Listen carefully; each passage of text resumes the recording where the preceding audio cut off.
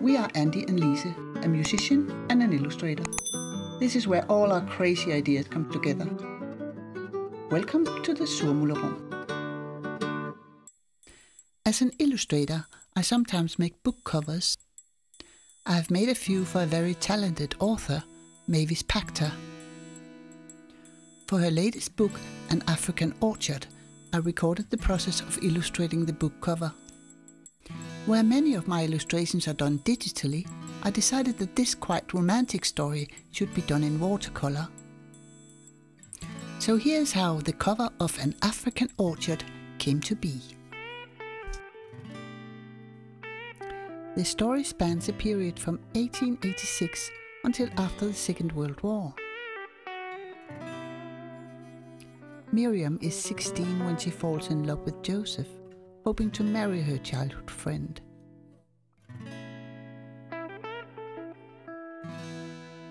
Together, their families escape from a program in Poland, but Joseph falls in love with a fellow passenger and disembarks in England, leaving Miriam devastated as she sails onwards to South Africa.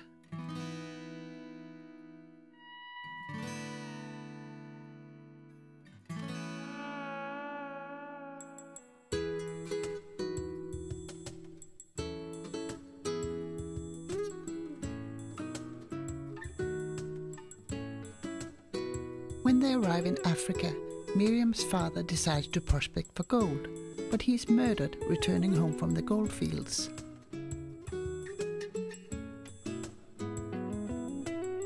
Miriam now has to support herself and her mother. For the first time, she is in control of her destiny and accepts an offer of marriage from Dirk, an Afrikaner.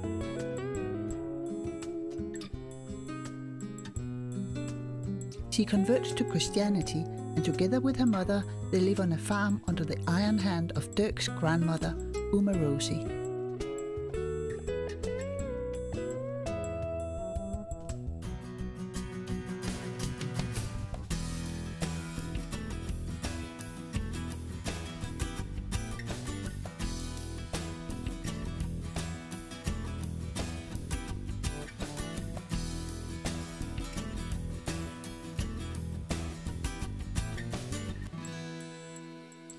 Miriam's love for Joseph is a secret she keeps close to her heart, and he's never far from her thoughts.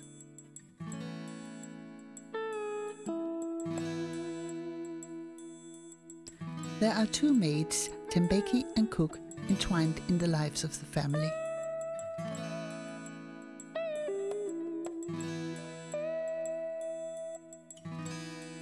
Miriam has a daughter, Tanya, just before the Second Anglo-Boer War.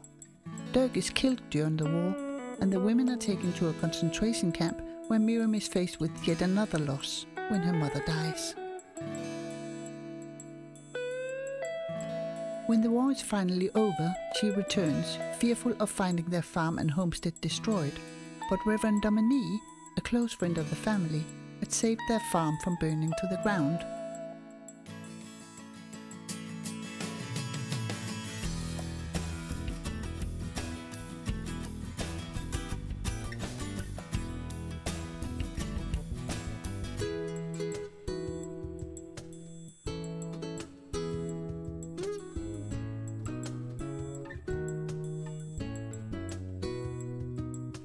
Returning home, Miriam is challenged by Uma Rosie, who believes it takes a man to manage a farm.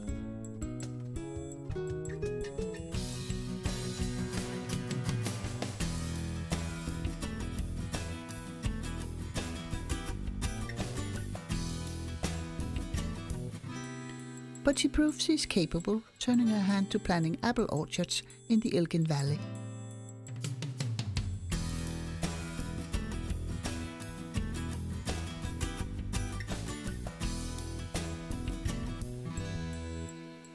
Dominique dotes on Tanya and is a regular visitor for Sunday lunches, which riles Cook when he drinks too much of their wine.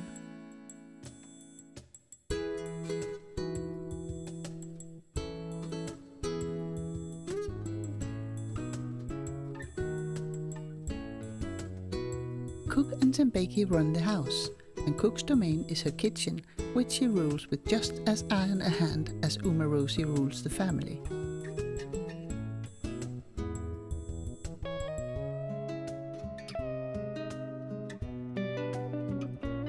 Tanya marries Adam and he becomes Miriam's right-hand man.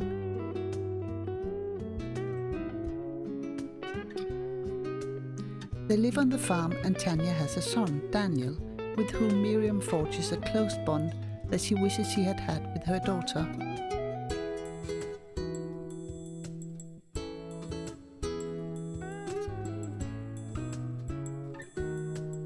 There are now 4 generations living under one roof, and at times relationships are at tipping point.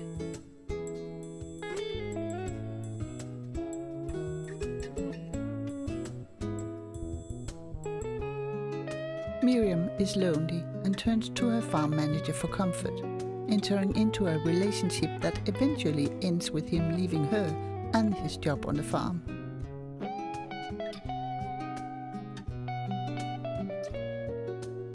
It is at precisely this time that Joseph comes back into her life.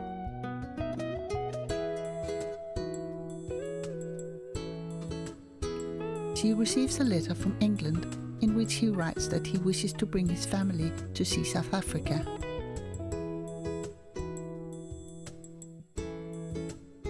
Joseph visits a farm where the orchards are producing their first harvest.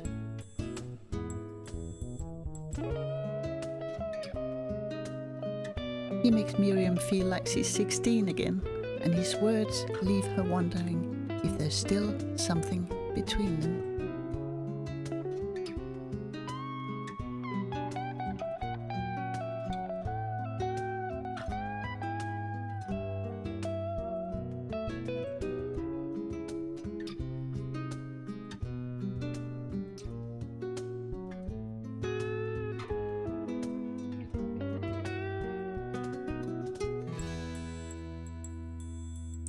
If you wish to read the full story, there's a link in the description to the book An African Orchard by Mavis Pachter.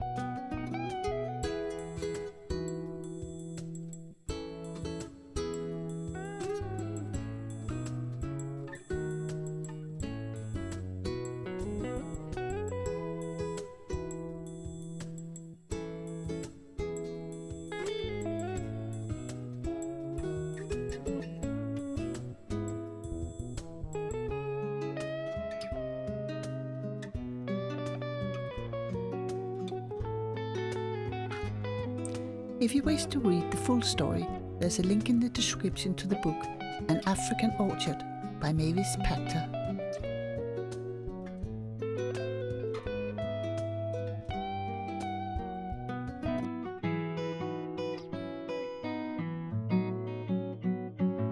Thank you for watching. If you enjoyed it, give us a like. Please subscribe to our channel, it's completely free. And if you hit the little bell icon, you'll be notified when we upload new videos. And remember, in a world where you can be anything,